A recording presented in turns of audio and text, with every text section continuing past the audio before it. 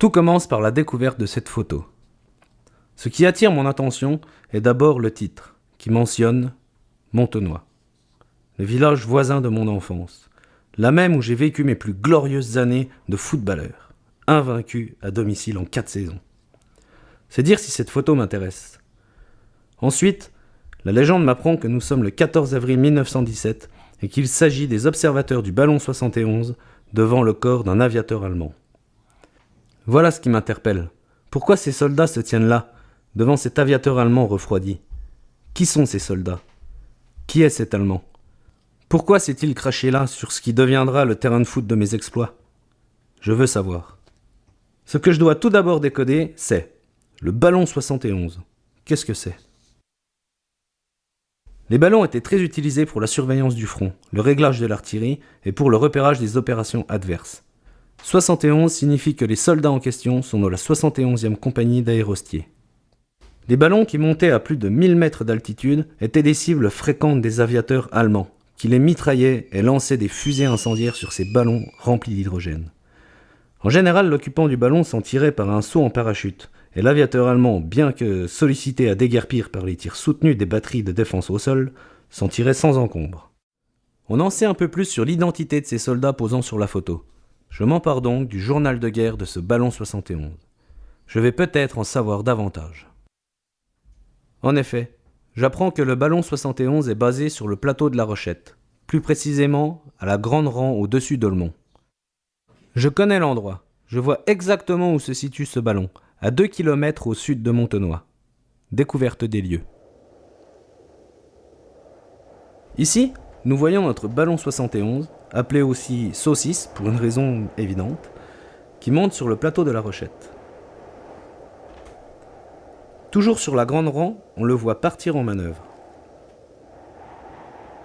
Les ballons ne font que des ascensions, ils ne sont pas dirigeables. Les treuils hypotractés au sol permettent de régler les ascensions. Et c'est parti pour l'ascension, à plus de 1000 mètres auxquels on ajoute les presque 400 mètres du plateau de la Rochette.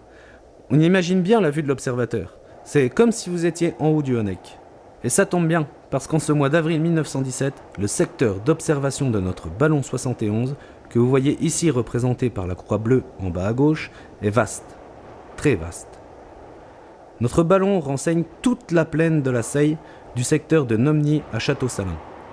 En rouge, les lignes allemandes derrière la Seille. Dans le bureau de la compagnie de la Grande Rang, les observateurs prennent connaissance des consignes du jour. Et à leur retour, ils font le compte-rendu d'observation, comme par exemple le résultat des tirs de réglage d'artillerie.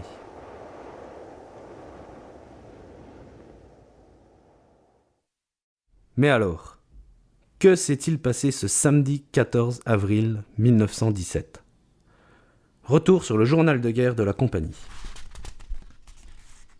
Ce journal nous apprend tout d'abord que la veille, un avion allemand est venu importuner à coups de mitraille et fusées incendiaires le ballon 71, occupé alors par le sergent Paul Le Guen, qui au lieu de quitter le ballon comme beaucoup l'auraient fait, s'est défendu et a repoussé l'ennemi.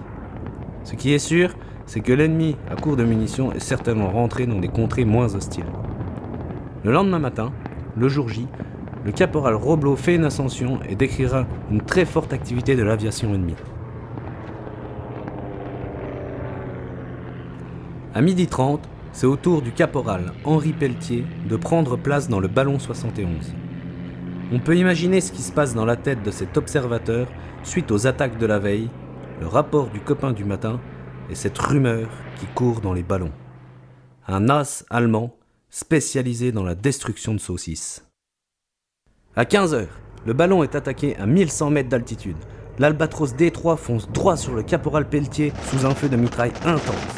En bas, on tente de ramener le ballon et son observateur.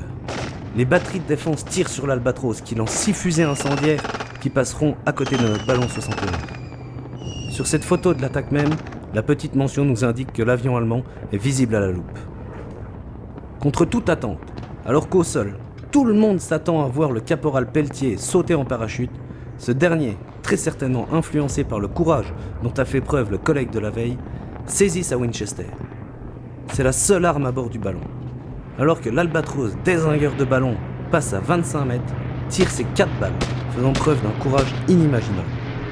Dans l'instant, l'avion Bosch s'enflamme et ira finir sa course dans la vallée d'en face, à Montenoy.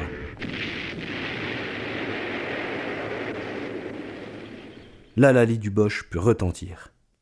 À Montenoy, c'est la stupeur. Quel est cet oiseau de fer tombé du ciel? Après, tout s'enchaîne. On sort de l'avion ce Bosch qui en voulait tant au ballon. Et sur lui, que découvre-t-on? Une lettre prête à poster dans laquelle notre Allemand, Hermann Jopp, nous apprend avoir détruit 8 ballons et qu'il comptait bien, aujourd'hui, ajouter à sa liste un 9e ballon. Là, ce destructeur de ballons n'était pas que rumeur. Il est bien là, à côté de son avion fumant. Sur le plateau de la Rochette, on s'active. Le caporal Henri Pelletier, celui qui, muni d'une Winchester, aura fait face à l'as allemand pour défendre son ballon, descend du plateau et va directement voir sa conquête. Et en héros, va recevoir les félicitations d'un public venu nombreux cracher sur ce Bosch. Regardez cette photo. Nous voyons clairement le caporal Henri Pelletier posé fièrement devant la dépouille d'Hermann. Regardez cette photo. Il ne manque que la Winchester pour que le tableau de chasse soit complet. Pour compléter l'exposition des trophées, la carcasse de l'avion sera récupérée et exposée place Stanislas à Nancy. Les militaires Le Guen et Pelletier recevront une distinction par une citation à l'ordre des armées et seront à tout jamais les héros du ballon 71, ceux qui font face à l'ennemi. Henri Pelletier reçut la croix de guerre avec palme. Mais Hermann Jopp, l'aviateur allemand, celui qui a décollé en as et atterri meurtri dans la défaite, traîné au sol, fouillé, exposé comme un gibier. Que lui accordera-t-on? Lui qui est mort chez l'ennemi, en terrain hostile. Une défaite. On lui accordera une défaite. Et même le lieu de sa mort ne sera pas renseigné au bon endroit. On parlera du Mont Toulon, une dizaine de kilomètres plus au nord de Montenoy. Mais qui était ce jeune homme de 24 ans, sous-officier de la Jasta 37 qui ne faisait que répondre aux ordres? Aujourd'hui, c'est à l'aviateur allemand que je veux rendre hommage. Car, lui, c'est un Bosch, un as, un destructeur de ballons.